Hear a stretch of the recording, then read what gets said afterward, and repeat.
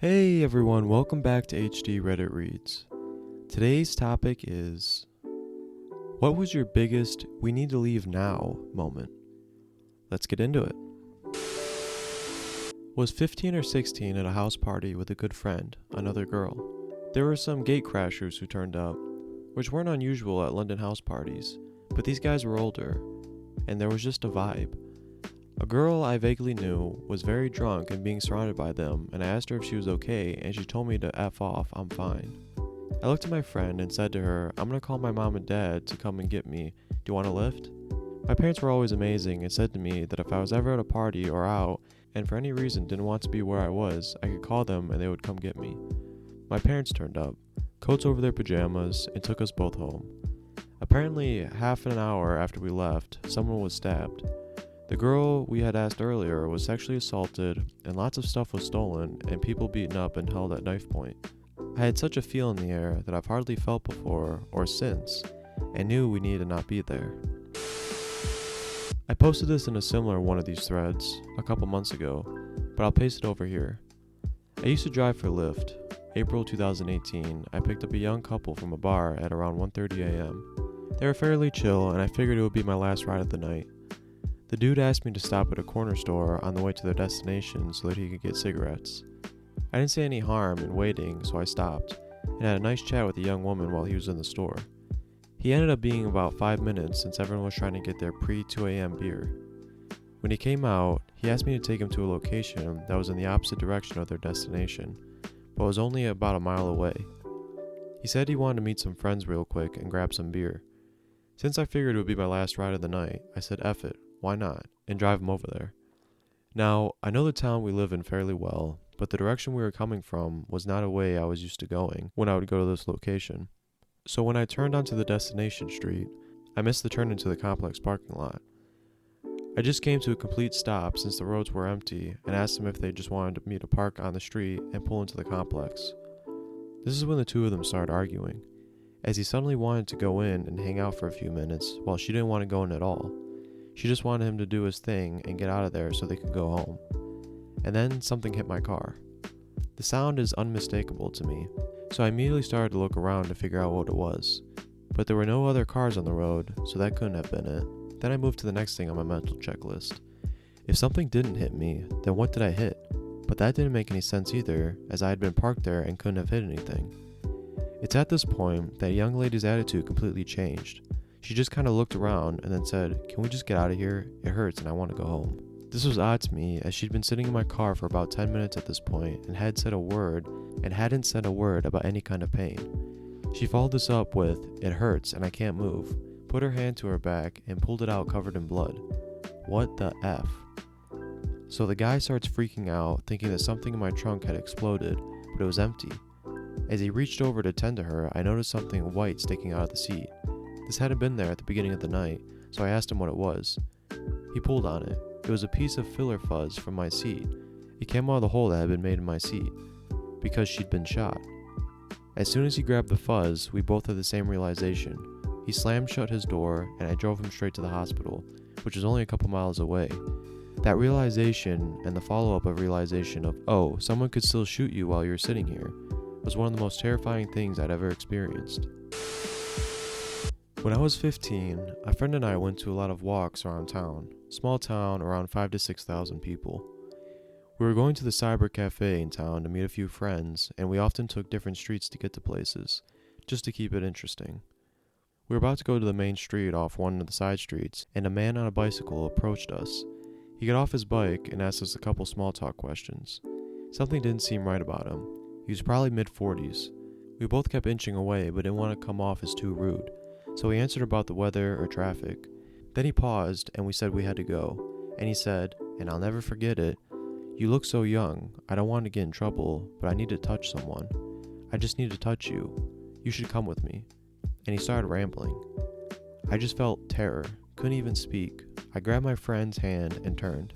We sprinted the rest of the way to the cafe, and as soon as we were inside, we asked to use the phone. I called my mom to pick us up while my friend told the worker what had happened and what the guy looked like. A month later, I got my first cell phone. About 2 months ago, I stayed up past my usual bedtime, and as soon as I got in bed, I smelled something odd and was hearing some inconsistent banging and clattering from downstairs. I don't live in a great neighborhood, so none of this was unusual, but I got out of bed to check it anyway, and saw flames licking up the side of the building. Yelled at my wife to get out of bed and threw on some clothes, and we hightailed it out of there. Our building has a shared wall with the next, and that one had an apartment on the ground floor, fully engulfed by the time we made it outside. I ended up condemning the whole building. I was the first one to call 911, had been jerking myself awake in the night pretty consistently since then. I was waiting for an Uber on the outskirts of Atlanta with a couple friends around 10 p.m. We were just shooting the shit after leaving a nearby restaurant and talking about going to a bar. A disheveled older man walked a few feet behind one of my friends and struck a weird pose for 2 to 3 minutes while looking in our direction, and there was no one else around. Then he walked off without saying a word. He came back a few minutes later and sat down on the sidewalk about 5 feet away from us. At this point, I'm just wondering if he wants something from us, because there's absolutely no other reason to plop down that close to us on an empty sidewalk. Then a small sedan pulls in a nearby parking lot, parking behind some bushes in a spot closest to us, and consequently furthest from any of the shops in that lot. I only noticed because I happened to be facing that direction, but then saw 6 guys pile out of the sedan and immediately cross the street directly towards us. I realized there were not any shops or restaurants still open nearby.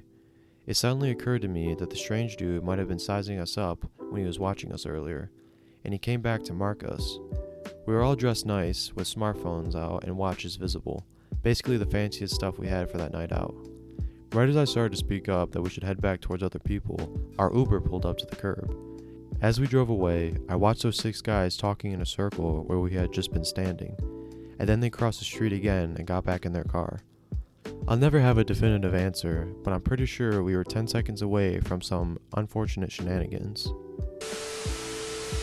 Grocery shopping with my grandma. She's tired, normal for her, but she's getting a bit slower and dragging her leg more than usual. At the checkout counter, I saw her face was a little droopy, and I said we were leaving now and going to the ER. They gave her a bottle of water for the car ride, which she ended up choking on and vomiting all of the water. Called ahead to the ER so they were ready and took care of her ASAP. She was having a stroke and they were able to help her quick enough so that she didn't have any long-lasting issues. I was in college when I had my first solo apartment. This guy across the hall would come over or invite me over and we'd hang out a few times. However, I would not call him a friend. One night he asked me to loan him some money. In addition to not wanting to loan him money, I didn't really have any, so he proceeds to ask me for a ride to his girlfriend's because she has some money for him. I agree. We arrive at the apartment and a small party is going on. When we walked into the party, everyone immediately shuts up and stares at us. He runs off to find his girlfriend, who I found out is an ex-girlfriend. It is awkward because I'm kind of this guy's friend by association, and I'm getting lots of angry stares. He gets into an argument with her and we are basically thrown out of this place. He then asks if I can take him to another part of town. He owes another guy some money and needs to go talk to him. We proceed to an unfamiliar part of town, and he instructs me to park in a fairly isolated spot. He explains that he doesn't want the other guy to see my car, because he might take it. He owes this guy some money for gambling or drugs and something else bad, and he is way behind on his payments. I left him and spent the rest of my time in that apartment avoiding him. A couple of friends and I were outside a house party talking. I noticed out of the corner of my eye something dark behind some bushes towards the end of the block. Maybe 4 houses down. It was dark out, so it was hard to tell. We stood there a bit longer, and I swore I saw something again, moved to a tree a little closer. This wasn't the best neighborhood. Heck, my whole hometown isn't the safest, and I knew a couple of people at the party were involved in some stuff, so I don't know if that entered my mind or what, but I got immediate goosebumps. I said, "Let's go now." A couple of my friends looked at me weird, but later one of them told me they knew by the look on my face something was up. I apparently looked possessed. I had my keys, so I ran to my car and got in. I didn't even let anyone get their seatbelts on, I just hit the gas. Based on the news stories, less than probably 5 minutes later, a group of people shot up the house we were at. The others standing outside were severely injured or killed. Turns out a couple guys at the party were thought to have killed someone's family member, and it was a revenge thing. This was over 20 years ago, and I still get nervous if I'm standing around outside, especially if it's dark. New Year's Eve in Moscow. I, dark-haired brown male, was drinking with my blonde white woman, in a bar getting friendly with some locals who tried their best to speak English. So friendly that one of them gave us a Matryoshka doll that he was going to give to his mother later that night. They seemed a little too friendly, and maybe they just were. But at that point, I went to order more drinks, and the bartender, who had been watching and serving us, gave me a stern look and said, "You should leave now." I found this a little strange and unexpected, so naturally tried to question what he meant, but his face was drop dead serious.